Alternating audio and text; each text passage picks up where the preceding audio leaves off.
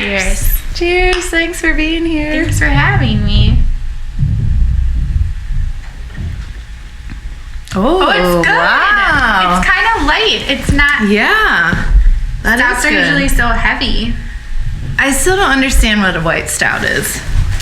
I don't know what a white stout is. This is where like someone needs to call in and tell us like, what's a white stout. It's good. Okay, so Jenny. Yes. I will have you. Let's start with your name and what do you do? Where are you from? Okay. My name is Jenny. I live in Aurora. I love Aurora. Yeah, that's been such a journey, even my love for Aurora. So I grew up in Elburn. Oh, went really? to Caneland. Oh. My husband Michael went to Caneland too. He lived in Sugar Grove. Okay.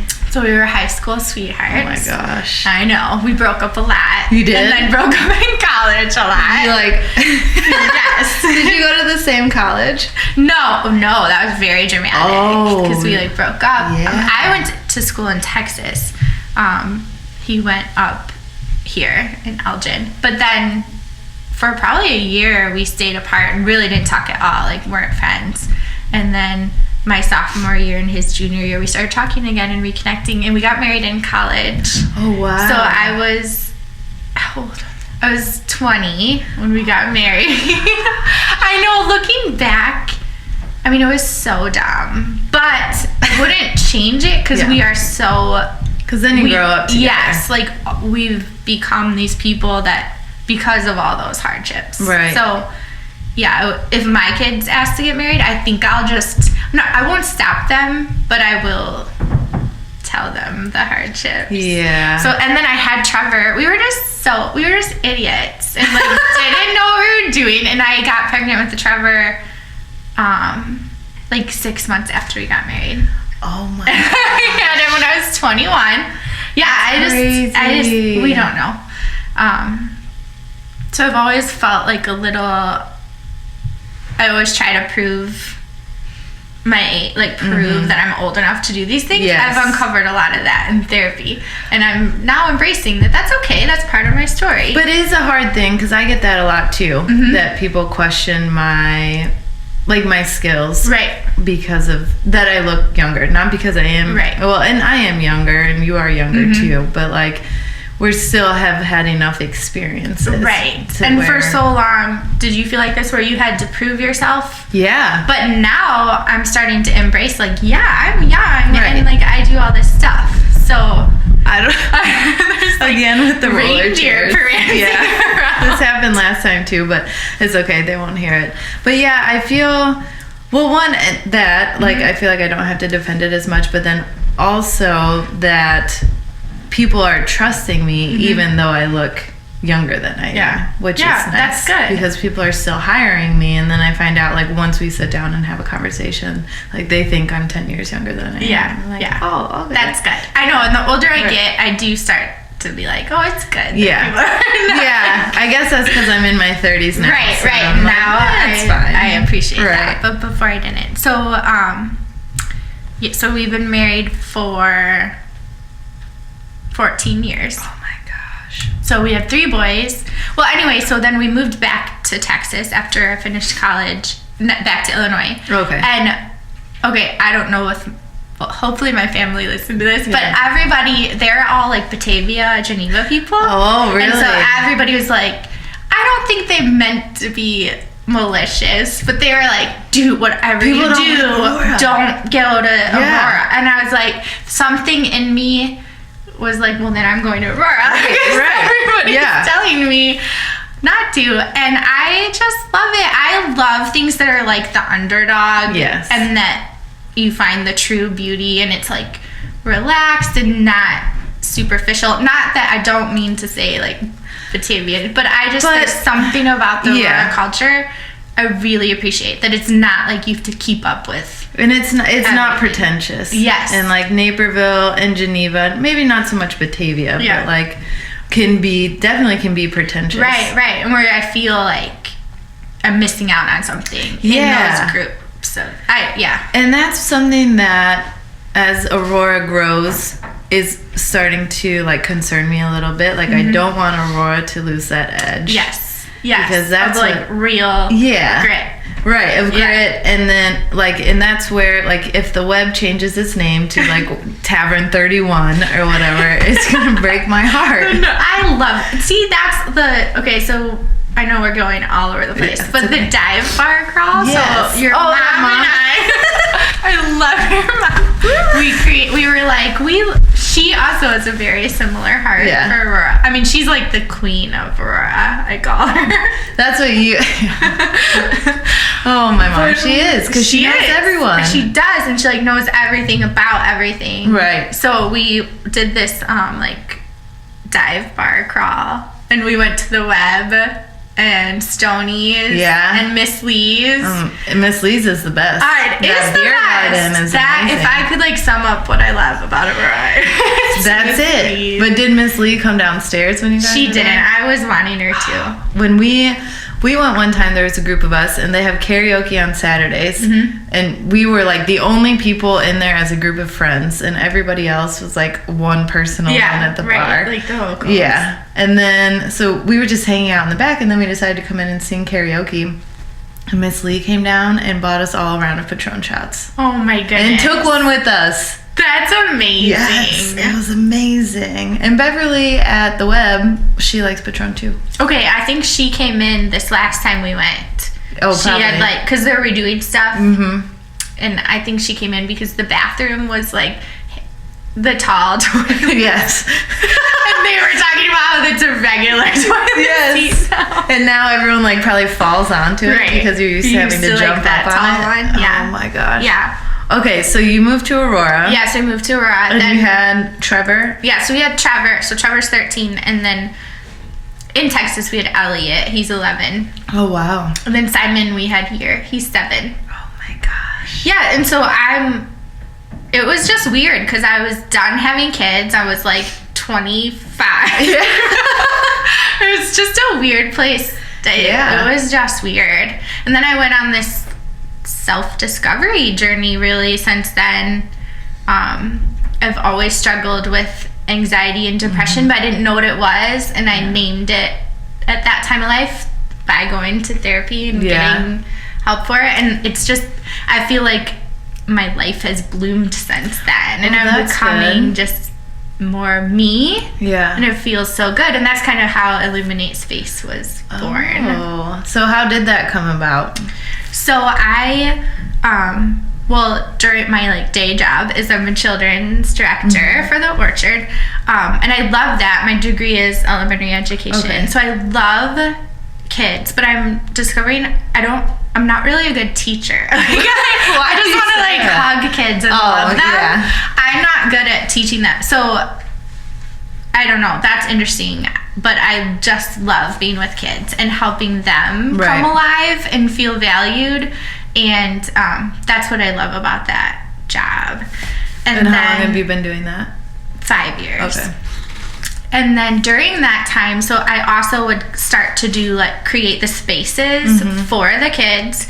And for like when it was Christmas, I would decorate the church for Christmas. Oh, cool. And so I loved it. I've always loved it. Kind of was born from a place of like we didn't have a lot of money at our house, so I would just Pinterest wasn't even around yet. I would just discover like how to make this stuff with thrift store things, and I started doing it at the church too. And then people would be like, I actually remember a very specific time in my living room. My friend Michelle, I had just done something for Christmas, and she was like, I would pay you to do that little thing right there for me. And I remember that like clicked in me, and I kept thinking about it the next couple of days. And she was saying it like me come to her house and do that, but I'm really introverted, and so the idea of like going to people's houses and doing this stuff, I was like, I don't think so. But I was like, but there is something there that I could do with this. So I started thinking, I was like, what if I created, so vignettes are like little setups stuff. So my first idea was to call it vignettes in a box. And then people would like order like a box, like a set box That's cool. And I laugh about that name because that's such a terrible name. Yeah, but it's you. But I was like, okay, what it is. I know. So then I started. So I started an Etsy shop, and I didn't have a name yet. But I was like, I'm just gonna create these little setups. So it would be not just one thing; it would be like a set of things for like your mantle or whatever. And then I Googled words. Well, I wrote down words that I wanted to describe Illuminate Space, and it was like beauty, light, creativity, unique, and then I looked up the synonyms to those words, and I saw illuminate, and I was like, illuminated. I was like, yes, that's what it is, because I truly believe beauty is already there. So like something from a thrift store, like it's already beautiful. You just have to kind of illuminate it. Yeah, give it some love. Yeah, and so that's how I was like, yes, Illuminate Space. And then it just kind of grew from there. I would do these vignettes for people, and I would put them on my Etsy shop. I remember my first purchase 2.5 years ago. Oh, wow. Yeah, my first like non-family member purchase. I was like, oh my gosh. But also a vulnerability in that, because you're like putting yourself out there, and what if they complain or like it's not what described or whatever. But that felt really good. And then a year later, I don't know how I stumbled into candles. I remember just thinking like, I'm gonna try making a soy candle. I mean, it's not easy to make them. No, I've made candles. And I thought, you're right, you have made candles.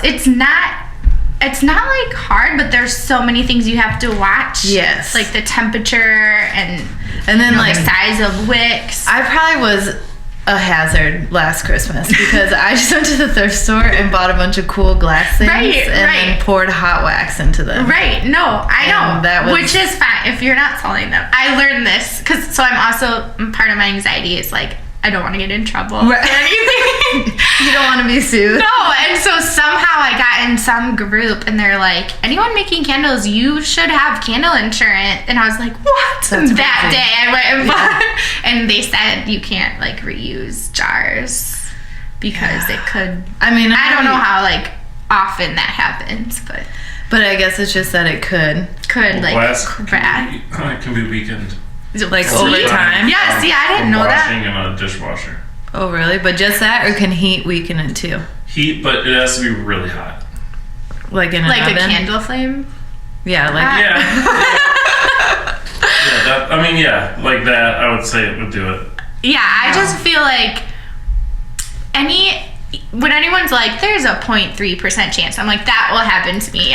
The 0.3%. And that 0.3 though, if it does, it's just an if. If it does happen, it would be like brand damaging. Right. At the point that you're at now. So I was like, I'm going to get insurance and I'm not going to reuse it. It just looks more professional. Right. You're like, and you have those little stickers on the bottom. Yes. Yeah. I'm like always. Yeah. But I did not know that I learned on your video that you could put that jar in the microwave. Yeah, you can. Well, I don't. Not if it has the metal. The metal tab still. Oh, but if you take it off, like, because mason jars are for canning, so you can use it for food. I just have mason jars too, so I did that. Yeah, I didn't know that. But yeah, I don't make other candles in it. Okay, so your candle process. I mean, what I'm really most curious about is like your scents, because I think the act of you melt the wax on the stove and you.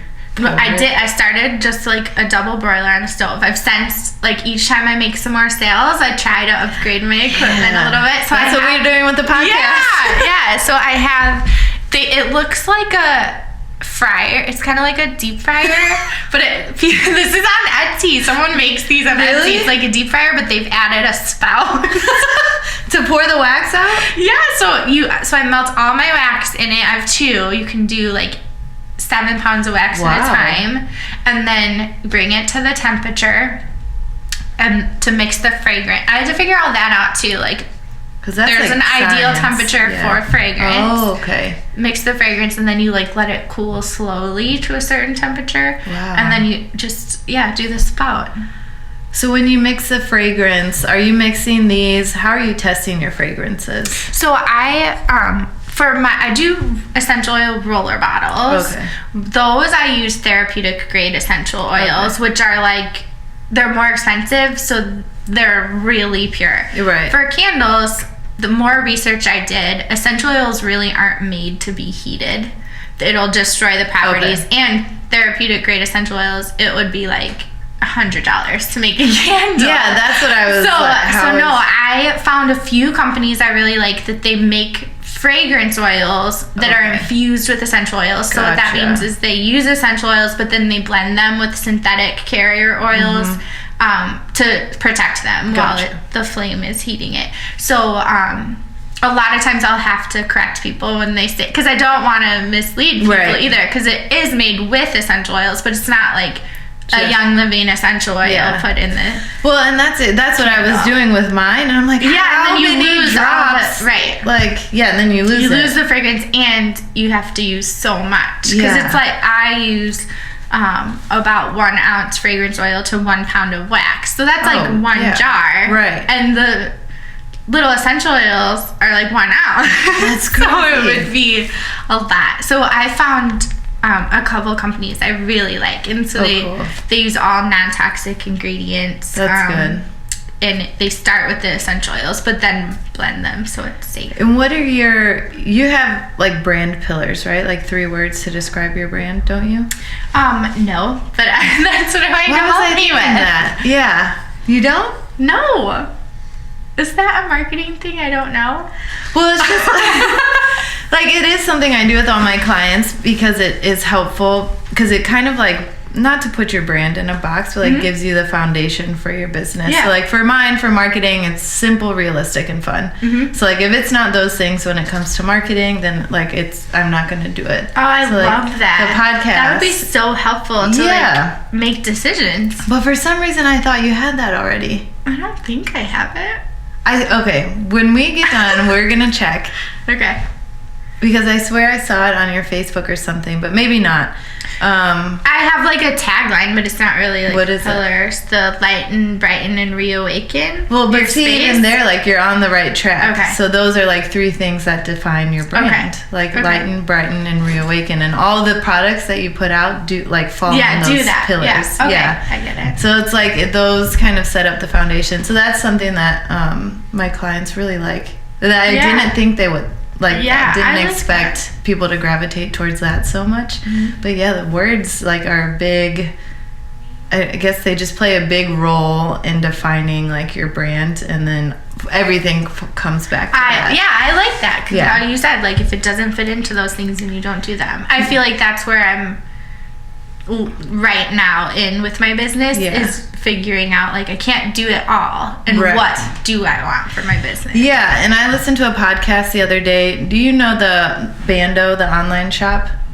What is I feel like you would love them. Okay, so it's an online shop started by a woman named Jen Gotch, I think, and her friend, and they were literally just like making headbands. They made them for some festival, and then people loved them, so they started selling them one by one online, and then it just started growing. So they were creating and crafting all these things, and then they like had this online store that was growing out of control, and then eventually got like scooped up and got investors and all that. But she's still the CEO, and so she did a podcast about her first 1 to 5 years of business and how she was like, it's just hustling. Like we were hustling, and how they were saying yes to everything just for the brand exposure. Right. And then like, so they had like a rough checklist. If it met these 5 things, or like 3 out of 5, then they would say yes, which was most of the time, even if they weren't making money. But then it got to a point in their business, which sounds like where you are now, where they're like having to say no. Yes. And so it completely flipped, because they were saying yes all the time, and then they went to saying no all the time. Yes. And their criteria got a lot stricter. Yes. And that's what I want, and that feels good, but that's what is so hard for me, even just personally, because my personality is just like, I don't want your feelings to be hurt. So I'll kill myself to do this. I know. And so that's what I'm having to reframe in my mind, that saying no doesn't necessarily mean negative, and it doesn't mean like I don't like you or I don't believe in what you're doing. It just means like this isn't the right next step for me. Or not the right time for me. And what that does from a marketing perspective is creates demand for your business, which is so amazing, because when you start saying no, or you get to a point in your like for me, it's like with clients and scheduling, and I'm like, well, I'm booking a week out, or if you miss this appointment and we have to reschedule, it may take you another week or two to get in. That like creates demand and a sense of urgency, which is good. Yeah. Especially in the beginning. Yeah. Because then people are like, oh, okay, she's busy. Like, I want her. Yeah. And not busy. I hate the word busy, but like she's not just like sitting around. Right. Because I think especially in the beginning, people are like, oh, what is she doing working from home? Right. Like, no, I actually do have things to do. I do have a full schedule. I think maybe no one thinks that except my dad, probably. He's like, oh, you're working from home today? Like, yes, I am actually. And I made money, so thank you. I love that. I know. Do you always feel like you have to like list out the things you did just to sound, I do that too. And that's something I've been working on with Tammy a lot, is like so I have been out of the corporate setting for a year now. Okay. So like out of a standard 9 to 6 day job for a year, but I was still operating under that mentality. Right, yes. And it's really hard to pull yourself out of that. That's such a good point, because I kind of, this last week or two, when I've started making decisions, I always bounce everything off Michael. And at one point he got to a point and was like, you think you have to like do all these things by this rule, but you can make your business whatever you want. And it was like a light bulb, like, oh my gosh, you're right, because it's that like follow the rules mentality I have, that's like, and that's the only structure we've ever had between school and college and work. And and to feel like you're doing your own thing, you have to validate it for some, and for who, like really reason. No one cares. No one cares, except for like maybe my dad, but he's mostly concerned my bills are paid and I'm like eating food, like I can buy food, but outside of that, I think there's some judgment sometimes. I feel like at the restaurant, because I work there on the weekends and during the week, that's such a hustle. They're there 13 hours a day. Right. So to think, well, one, it's a hard switch for me to make when I'm not there. Right. So that's part of the reason. And then to think like that someone else could be out there making twice as much money in a fraction of the time is like, what? Like, what do you mean? How is that?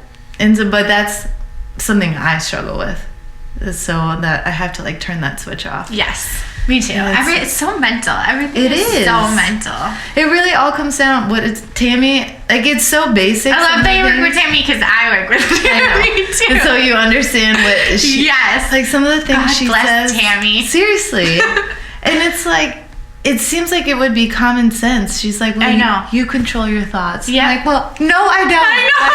This meltdown is coming from somewhere else out there. I know. I wouldn't choose to cry in the Aldi parking lot, but it happens. Yeah. I mean, I really like working with Tammy. And I've worked with her. So I work with a lot of clients that are trying to go to a next level in their business or pivot. So they're trying to make a change of some sort. Either they've plateaued or they're selling a different product.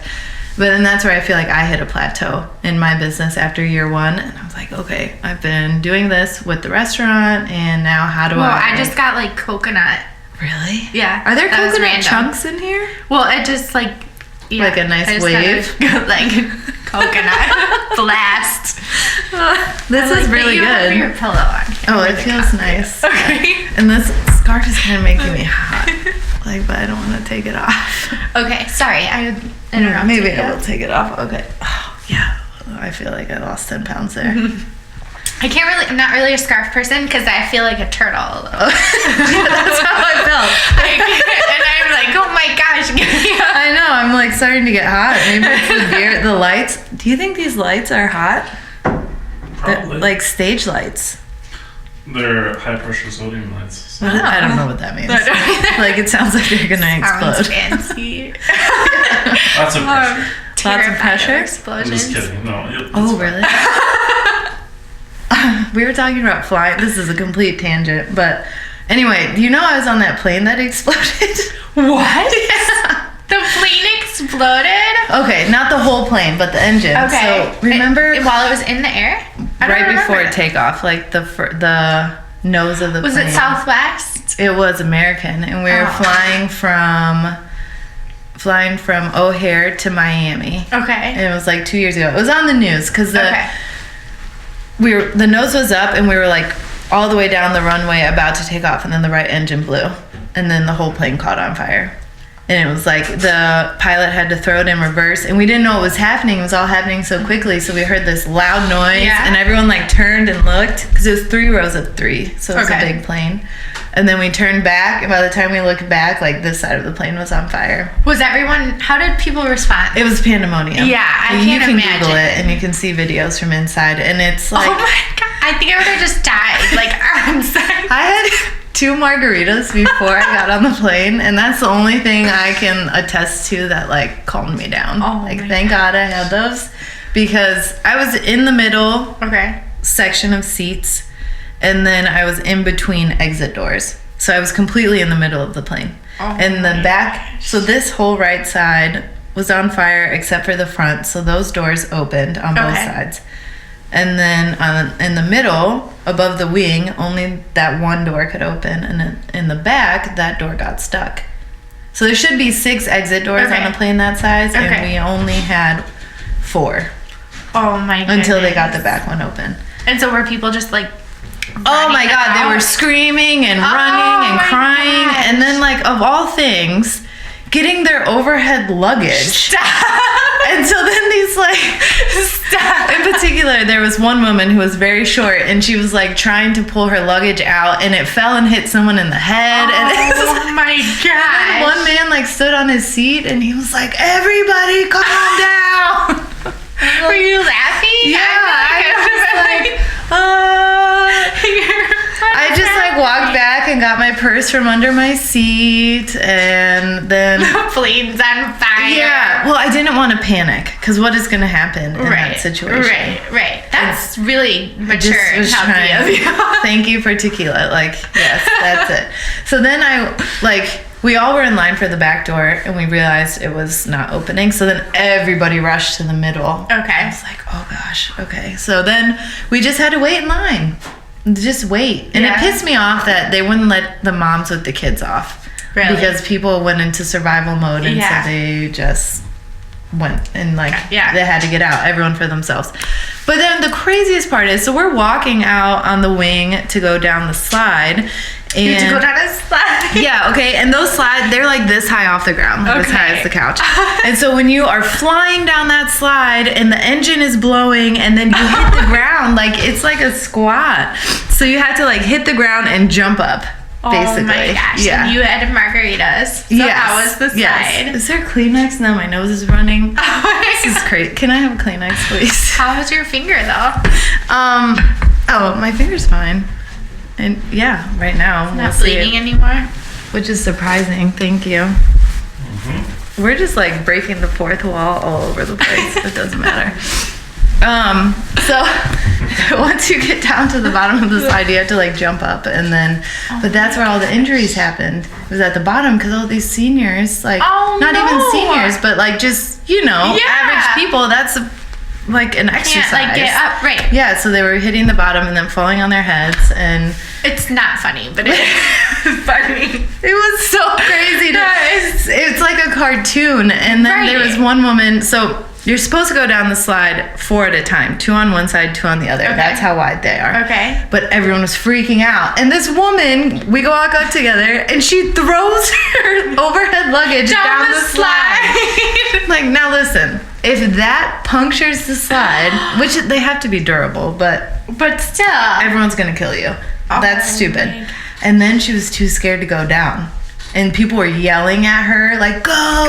Yeah. Like people were trying to get out of the plane, and so I just grabbed her arm and like yanked her down the slide with me. Oh, and good job! You saved her. I saved her and her luggage, and then the pilot was at the end catching people. Oh my gosh! So then, was that?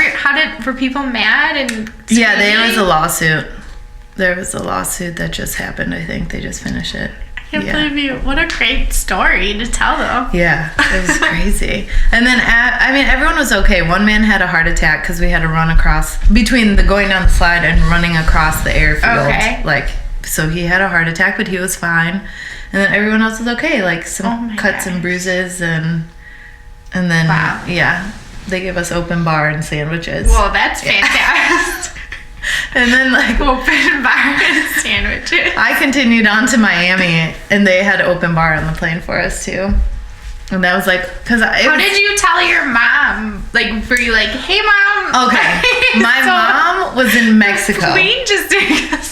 Yeah, so I called my mom, didn't answer because she's in Mexico. I call my dad, he doesn't answer because he's at work. I call my stepmom, she doesn't answer because she's at work. I call Eddie, he's at work. I called everyone in my family and I was like, they're gonna see this on the news and they're gonna think I'm dead, but I just tried calling everyone. Yeah. And so I'm like in the airfield, the plane is on fire, like the runway's shut down, and I'm like leaving voicemails for my family. Like, I'm alive. Oh my God. And finally my sister answered because she was in college. Okay. And I was like, you have to call everyone and tell them I'm okay. Like, I never knew you had a sister. I have 2 younger half sisters. Okay. Yeah, so it was crazy. And then my people started calling. Yeah. And were they like, oh my God? Yeah, and I had one friend that called and was like, she was sobbing when she called me. She's like, I just woke up from a nap and I had the news on and it said like flight from Chicago to Miami on fire and I know that's you. Like, are you alive? And yeah, so it was scary. Wow. Mm-hmm. I've never experienced anything like that. It was, yeah. I hadn't either. And I've been on a lot of planes, like a lot of long flights. And I travel a lot by myself, so I'm used to that, but that was crazy. That is crazy. I'm glad you lived. I hope that's my one experience. Like, yeah, we got that out of the way, right? Right. Now Did you watch Lost? Were you a Lost I only watcher? It was so long. I watched like the first few seasons. Oh, it's good though. I mean, it didn't end very well. No? Like, yeah, I think most people were unhappy with it, but it's good. I never finished it. What's that guy's name? He lives in Virginia Beach. Which guy? Jack? John Locke. Oh, John Locke. Mm-hmm. What is his name? I forgot. I don't know. I don't remember either. Anyway, I'm pretty sure he lives in Virginia Beach. Okay, how do we... What? Let's go back to your candles. All right. So, what was I talking about? Melting knives? An explosion. Explosions. Yeah. I don't remember what I was saying. Okay. Well, good thing you used the right kind of glass. Yeah, that's how we like got on this entire tangent was glass. Tangents are the best. So did you bring scents? I did. So well, now I know why you told me your brand pillars. Now I see how important that is. Right, because then it's so easy to tell you that. Right. So I looked up I'm very into like words and I'm very into magic and like the magical things in the universe of how, well, I'm also very intrigued by how scent triggers memories and feelings and stuff. Yeah. So that's like, I think that's why I started making candles, was because I love that feeling of when you remember something. And that is magical. It is magical because you can't really explain it. You just go back there. You just get transported I back. did find a thing, I posted on Instagram once, where it like explains the science behind how your brain stores scents. Yeah, but I just think that's so cool that you can create a memory. I think that's really cool. So I looked up a few different. Ooh, they're really cold from being outside. Oh, should we? Okay, so your brand pillars are fun, realistic, and simple. Simple. Okay. And then I think I said I wanted it to invoke like creativity and focus. Right. And so, so we should tell everyone that we're gonna do a collaboration. Yes. So Jenny's gonna make candles for marketing for the Uninhibited. Yes. And that's what we're gonna smell. Yeah. So we're gonna smell some scents that kind of go with that. So the first, let's see, which one is this?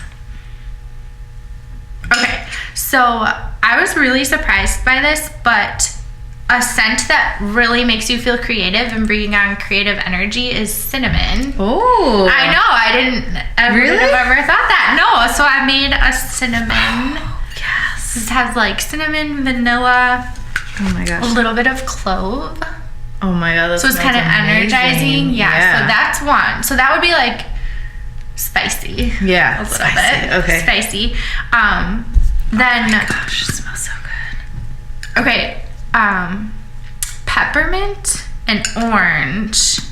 And that's like what you said initially. Yeah, because right? because one of my roller bottles, okay. it's called Focus, and it's for like concentration in school, and it has peppermint and orange. But then I also found that peppermint helps with energy as well, so it's like energy focus. And what does the orange do? Like wakes you up? Yes. Oh, I like that one too. So that's like invigorating, kind of. What else is in here? Is there something else? That has a little bit of eucalyptus, a little bit of cedar wood, which is calming, which is interesting, but I think that helps with the focus because it's energizing. I feel like, okay, cinnamon, I know. Right. But this is like completely different. Yeah. Yeah, I like that one. And this one, I won't tell you which one's my favorite. Okay. Because I want you to pick. But this one, so I also found that eucalyptus really stimulates mental clarity and focus.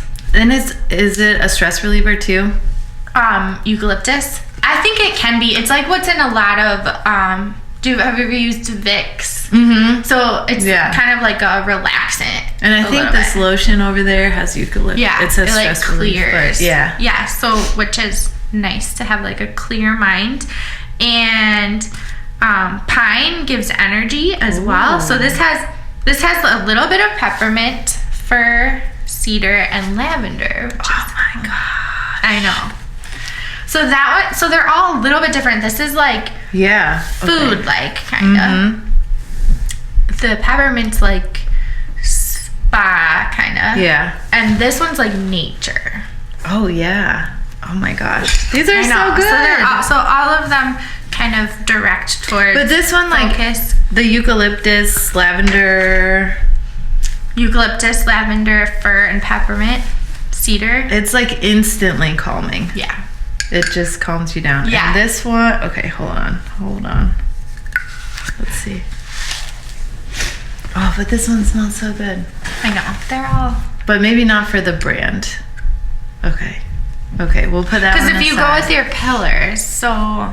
Simple, realistic, and fun.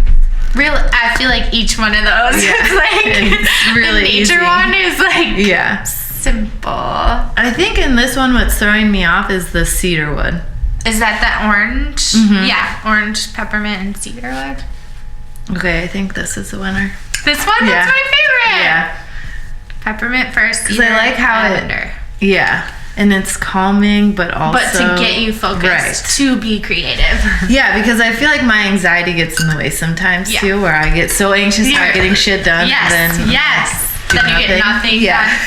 Yeah, that's awesome. Okay, awesome. Thank you. That was fun. I'm excited. So we can figure out like what you want it, like what kind of jar represents you and stuff too. Oh, really? We get to pick the jar? Sure. Yeah, I'll do it.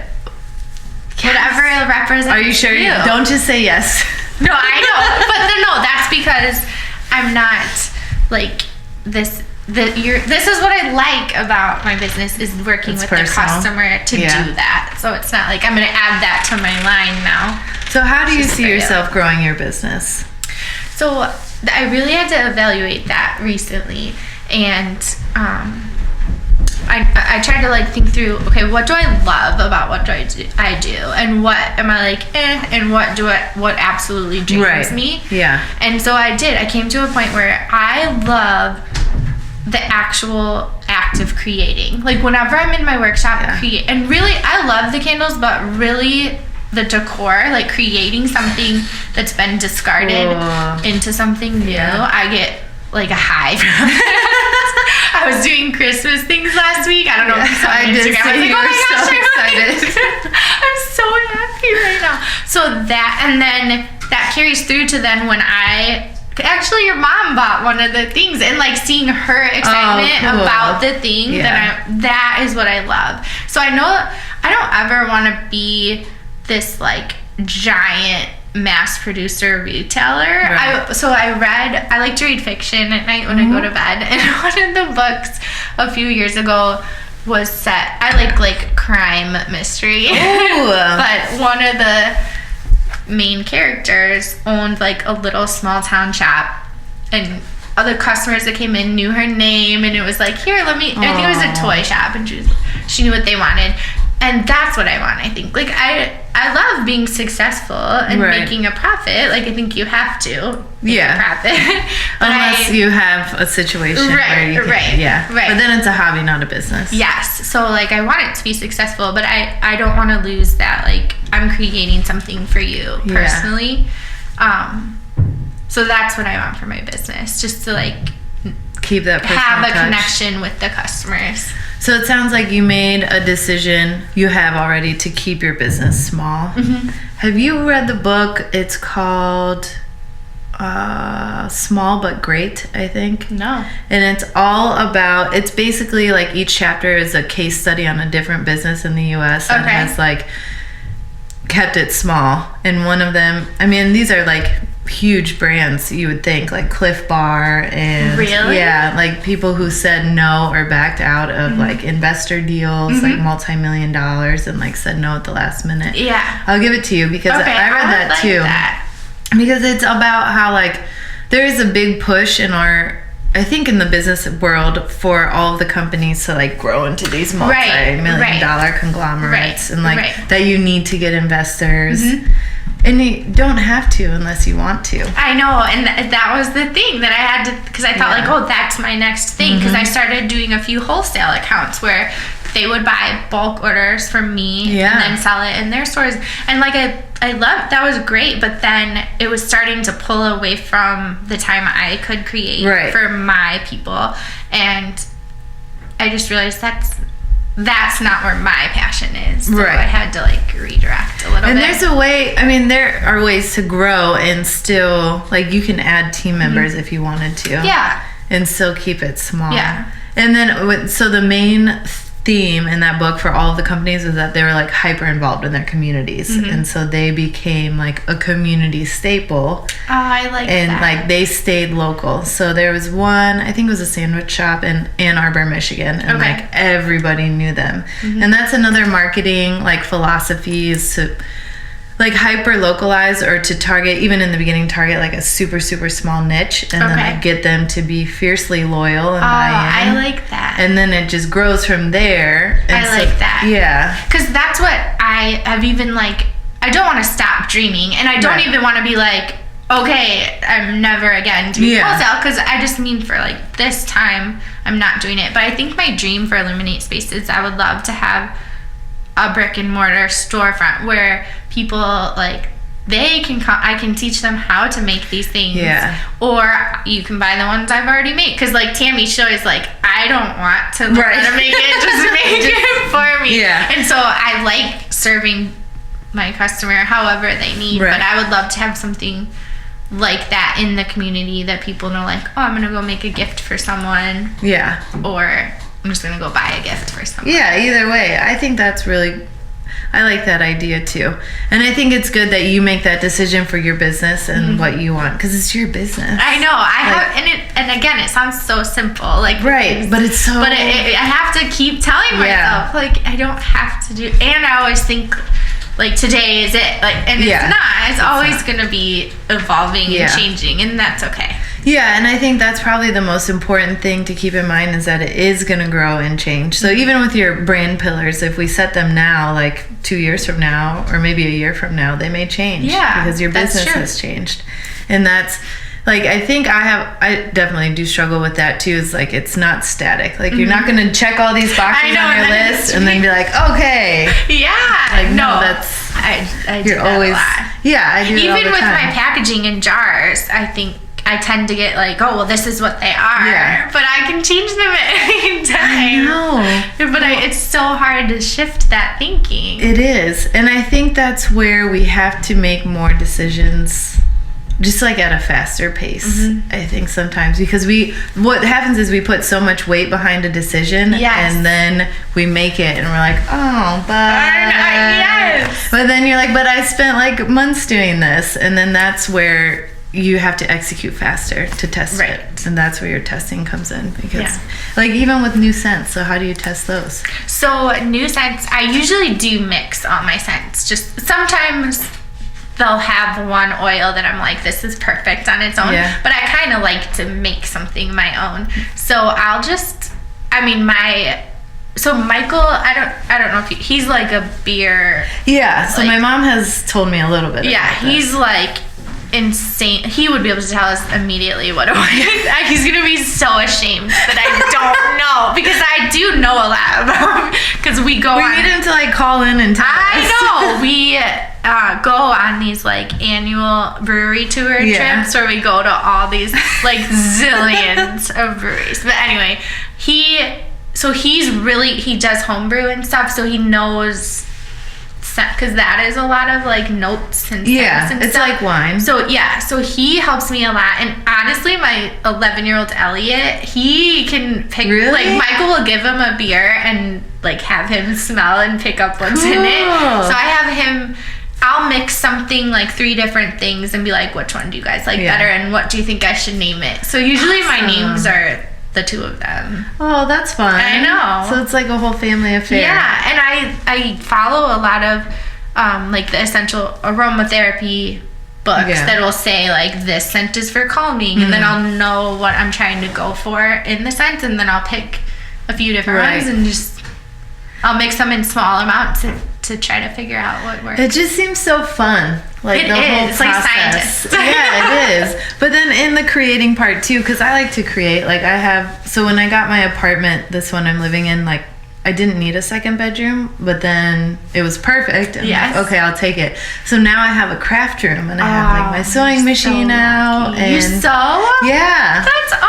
And I'm sewing now, because when I left Virginia, I had to leave my sewing machine. It wouldn't fit in my car. So, and it was like I don't know, like a Singer or whatever. Yeah. It was modern. Okay, now I have my grandma's. That's legit. And this is like her antique one that she gave me when she upgraded hers. Okay. And so when I got back here, I wanted to sew, and so I took it to the there's a sewing guy, sewing machine repairman. Down here? Yeah, do you know, like by Ace Hardware on Lake Street?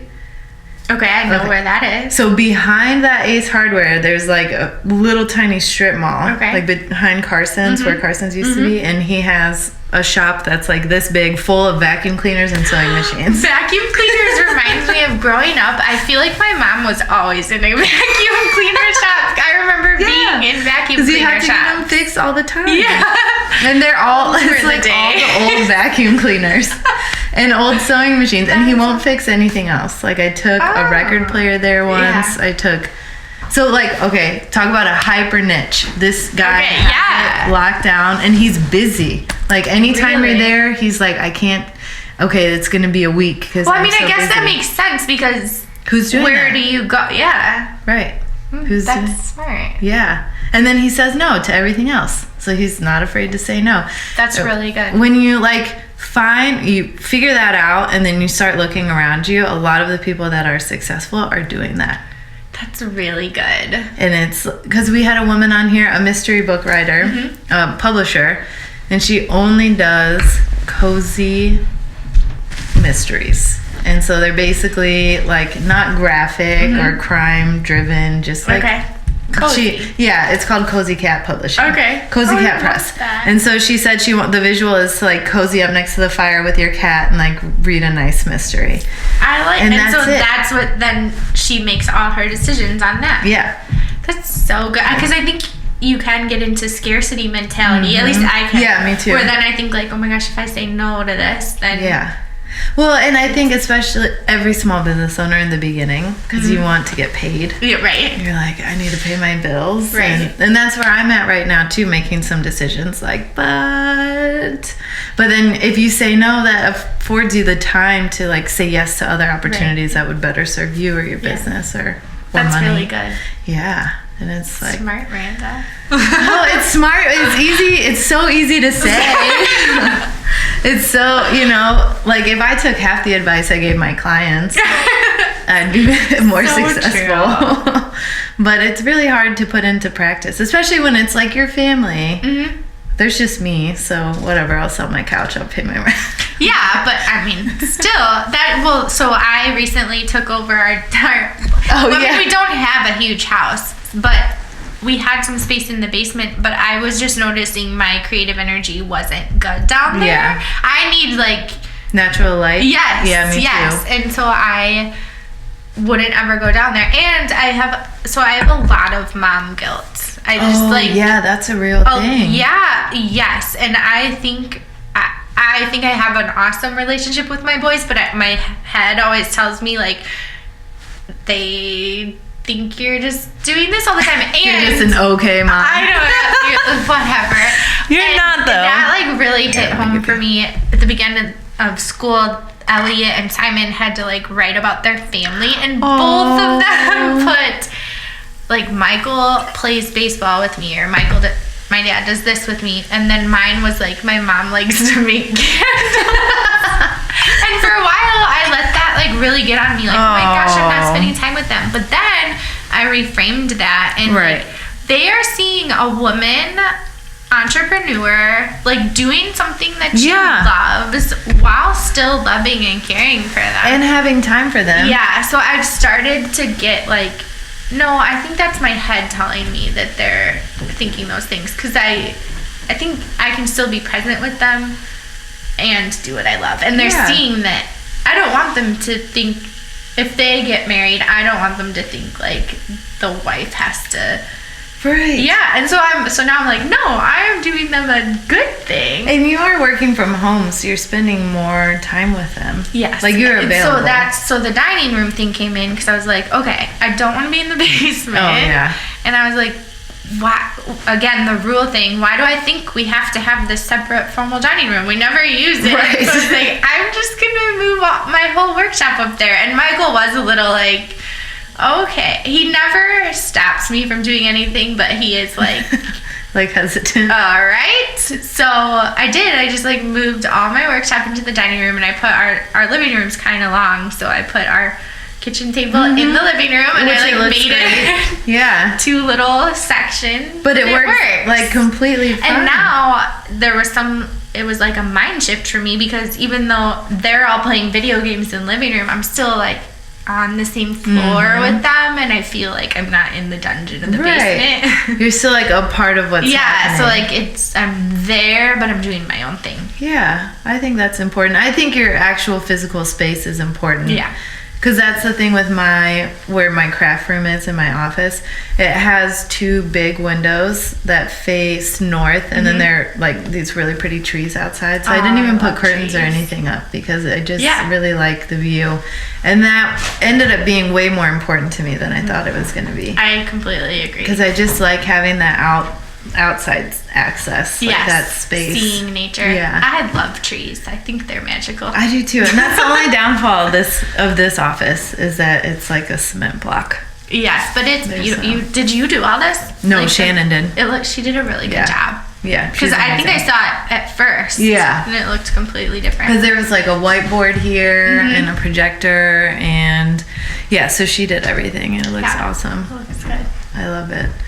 There was something else I was going to ask you. Oh, when you start to get anxious, like with that thought about like what your boys think of you as a mom, what do you do in that? Like, how do you combat that? So I found a few practices that I regularly do that help me. I always get up at 6 a.m. in the morning. Really? Like always, like even to the point I had to put my phone across the room, so I would have to get up to go turn it off. Yeah. And then I use that hour when everyone's asleep and it's dark, and I light candles, and that the tree thing made me think of you, because I open my blinds even though you can hardly see, because there's something about like seeing the yard. Right. And then I just journal all my thoughts, like all of them. And for a while journaling, I wouldn't do it because I felt like it had to be like a blog post. Yeah. Funny and perfect. And now I just like write stuff. And like dump your head on the page. And there's something about writing it down and then going back. I'll go back like every couple weeks and look, and I'll see like, oh my gosh, look, I was really low that day, and I felt really bad as a person or whatever. And then I'll like read a couple more days, and I'm like, oh my gosh, look, I felt really good. And then so seeing the ebb and flow helps bring me to a more neutral place where I'm like, okay, today's low, but I know it's going to come back high. Oh, I think that's good, because it puts it in perspective then. It does. So that helps. That really helps me. And Tammy has taught me, like, I have to choose what I'm thinking. Yeah. And that will change how I'm feeling. So even when I am feeling anxious about those things, I have to like tell myself facts. Like, yeah, I'm not a bad mom. I'm a good mom. Do you ever feel like you get stubborn in those times? Oh, like totally. It's so much easier to be like, oh, they hate me. It's just the like, worst. Yeah. But even that, like giving myself permission to feel like that for a little bit, then I always come out of it. Yeah. And if I don't, and that's where sometimes I've had to turn to meds or whatever, and that's fine. Like I hold everything very like lightly, which hearing myself say that is ironic because in my business I'm like, it has to be like that's right. And for me, like it usually takes like a physical act. Like I have to, like yesterday, I don't know, this whole thing with the restaurant is really getting into my head, and so it's time, and it's the end of the year, and I've hit like a plateau in my business too. So last night, I never go to the gym at night. Like I'm a morning workout person, and it was like 7:30, and I was like, I'm just gonna go to the gym, and I did. That's so good. And I'm just like, I felt so much better. I was still kind of anxious afterwards, but I at least like was not out of control. Right. Because it was going in not a good place. Yeah. So I was like, that's good. Yeah. Let's get this out of here. And then it's just something about shifting the energy and probably like my physical space, like getting out of the house, and I felt better. But I do journal too, but not consistently like that. So I think that would be helpful. Yeah, and some days, like last week, one day I even wrote like, I'm tired. And that was it. Because I just felt like life sucks right now. Yeah. But even that like helps me then to go back and look. That's okay. Right.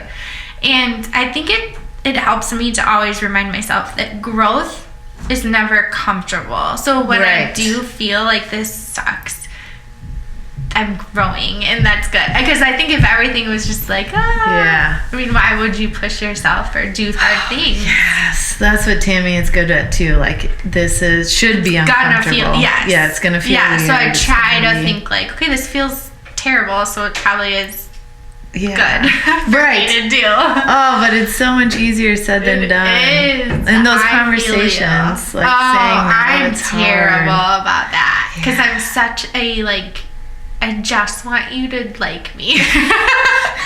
But like, and who is not gonna not like the person that is like respecting themselves and then their time and their business? Right. And this quote always gets passed around, but where it's like, the people that aren't for you in those things, then they're not your people. Exactly. But it's still easier to say that than to actually feel it.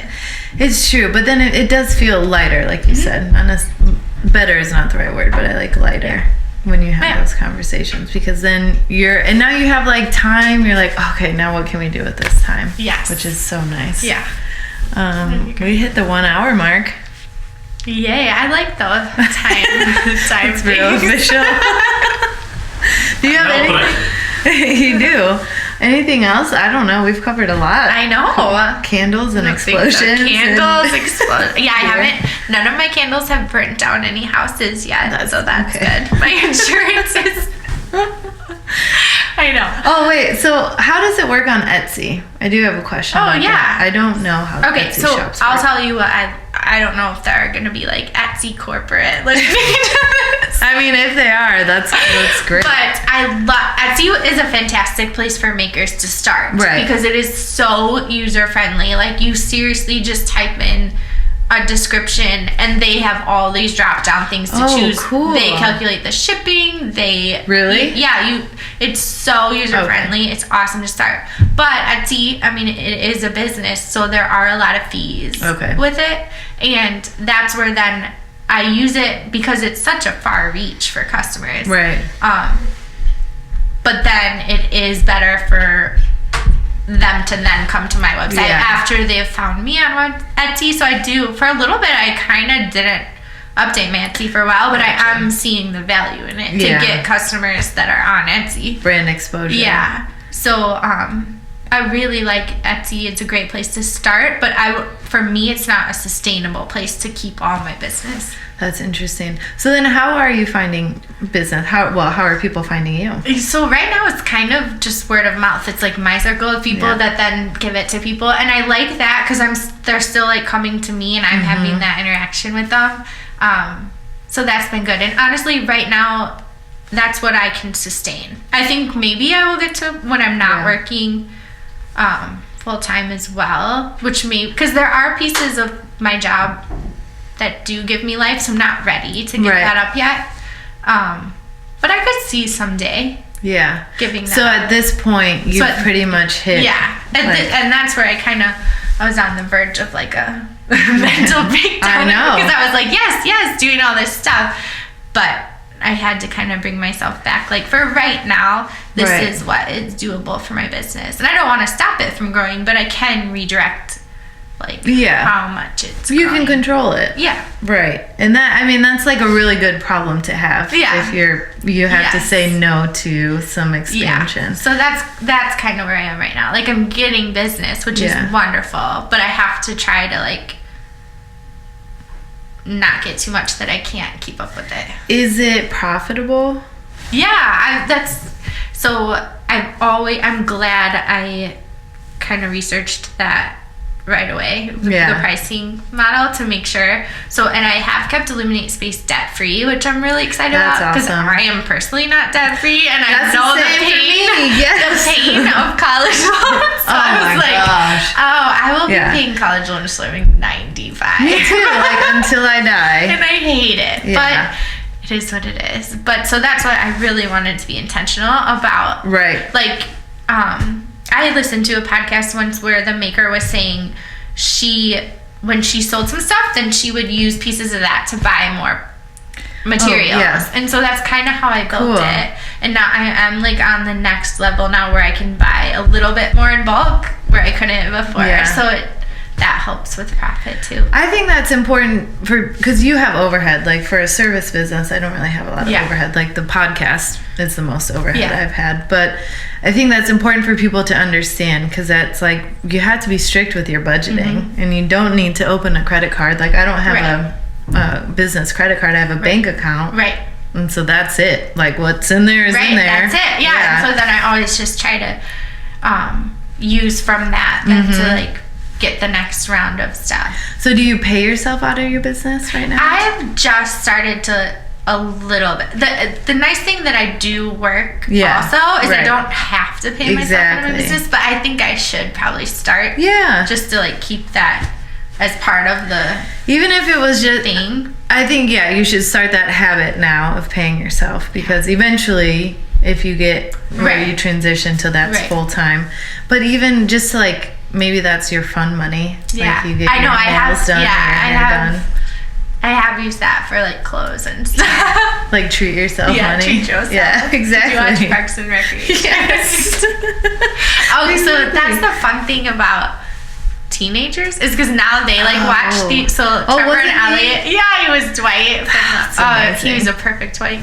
But that's fun because they watch Parks and Recreation in The Office. Oh my gosh, I just can't believe you have teenagers. I know that. Me neither. I love it though. I love having older. I'm more of, like, an older kid mom. That's what someone else I met with recently, she was like, I love it. And then she was like, well, sometimes I just have to tell myself that, so it's not as crazy. Well, I do. Right. And especially with boys, because I had to, like, grieve that for a while, not having a girl. Yeah. But you know what? It's magical. I love having boys. Yeah, because you're in a house with 4 boys. I am. And I'm kind of, like, favored, because I'm the only girl. Exactly. So I do like that. It is nice, because then you'd have to share that with another girl. Yeah, and so, like, the whole video game thing, I just do my candles. Right. Something died. I don't know which one. Oh, I thought that was another, like, time thing. That's like a hard cutoff. All the lights go down. And it's like flickering. Yeah. Okay, let's cheers one more time. Cheers. This was a good beer. It was good. Thanks for being here. Thank you for having me. You do such a good job. Oh, thanks. Sometimes, thank you. I'll just say thank you. Because there was someone else the other day. It's like, stop catching yourself on your. Just say thanks. To Tammy. No, she's had to teach me that. Yeah, Tammy has helped, but it was actually Tammy and I talked about an interaction I had, and then that same woman, the next time I saw her, was like, I just want to tell you, you shouldn't do that. Oh. And I was like, okay. Okay. Thank you. Good. Thank you. And I'm done.